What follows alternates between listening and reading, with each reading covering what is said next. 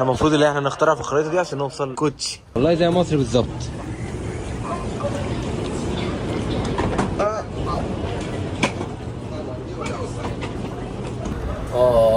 تعالى عندهم عائله تحت، عالم متروهات. هاي في هاي ماشي ماشي. دلوقتي احنا وصلنا خلاص لاخر محطه ونطلع المترو بقى. تعالى نشوف بقى هنعمل ايه فوق.